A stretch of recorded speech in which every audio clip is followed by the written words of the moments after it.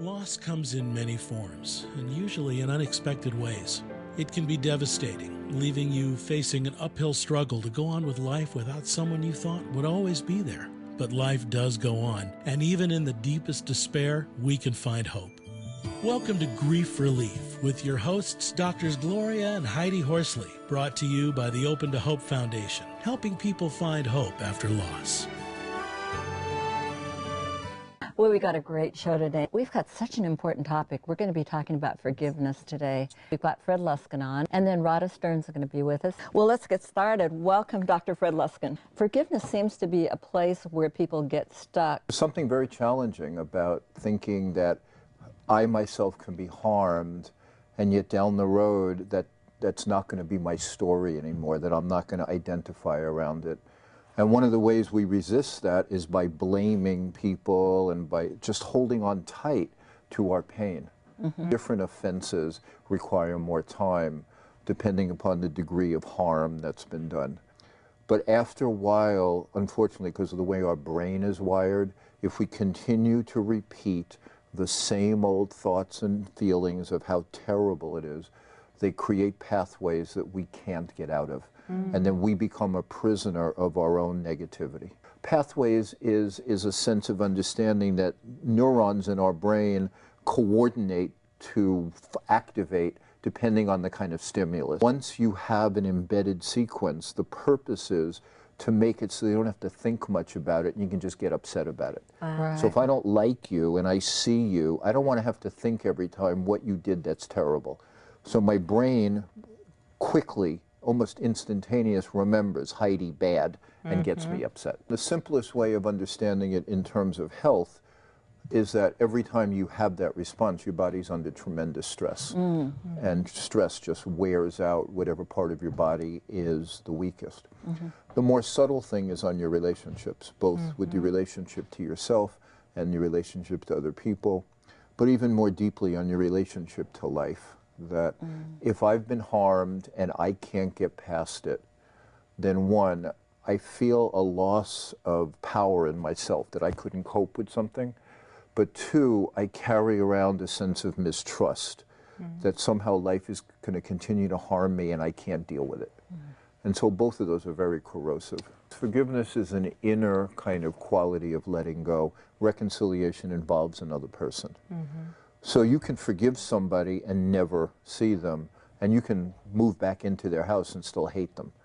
So they're independent constructs. I don't have to reconcile with them. No. And in fact, sometimes it's smarter not to. Sometimes it's not safe. Sometimes it's just forgiving life for being what it is. Unpredictable, dangerous at times. One of the things you talked about, too, is as soon as you get upset, you can practice a stress technique.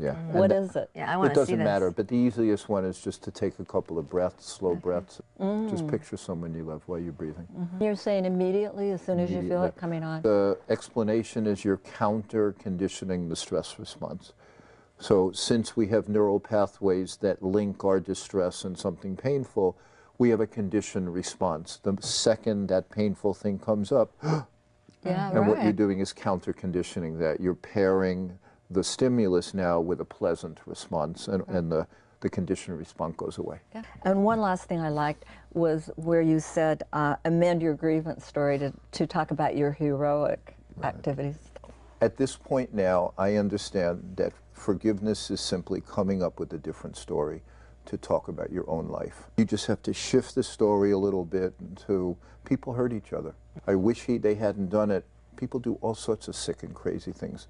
I've got to let this go. Well, I know you know Rhoda Stearns. Hi, Rhoda. Nice to see you. Rhoda, talk a little bit about your story. You know, Chris was murdered and my life changed in a few seconds. It was absolutely tragic. I was a puddle on the floor, and it's just, you know, I knew instinctively very quickly that I didn't want to let this event ruin my life, that I had so much to live for.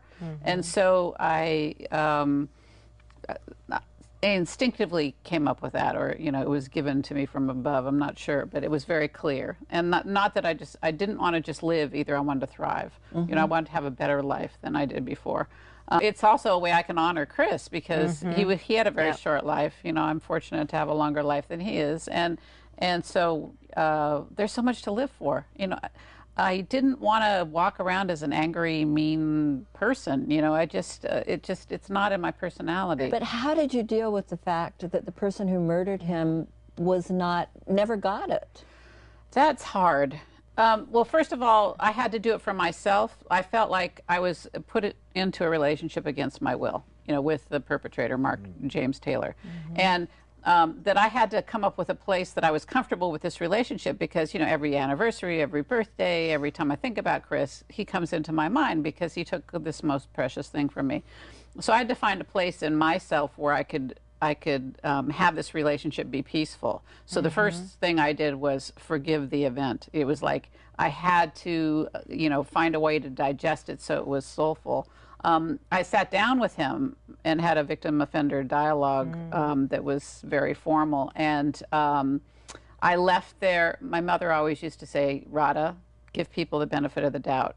And I didn't really know who he was. I knew who I thought he was, but I wasn't sure. So when I sat down with him, I came away with a fresh report card. His grades hadn't changed. And I realized, okay, he's probably going to be in prison for the rest of his life because of him, not because of me. Right. And that gave me sort of a sense of freedom that I wasn't in charge. I just had to let go.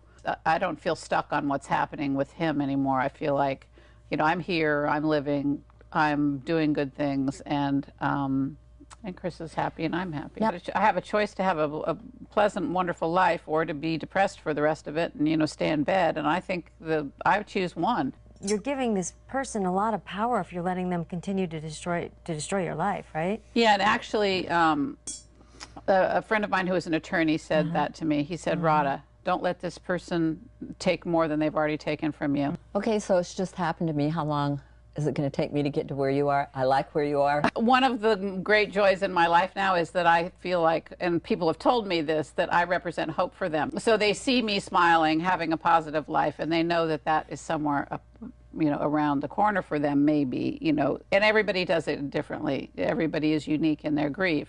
Well, and it is so powerful because I'm thinking here you and Fred have both had children die, and you're both living life to its fullest and, you know, doing great things with your life. And we need, and my mom lost a child and I lost a sibling, people that are early on in grief need those lifelines. Oh, yes. To say, okay, they've done it and made it, we can make it too. We are going to have a song now by Peter Anderson and Randy Cookson.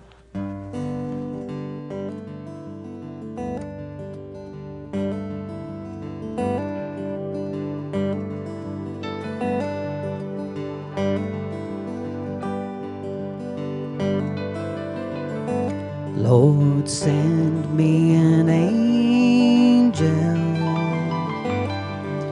sent her when I was down.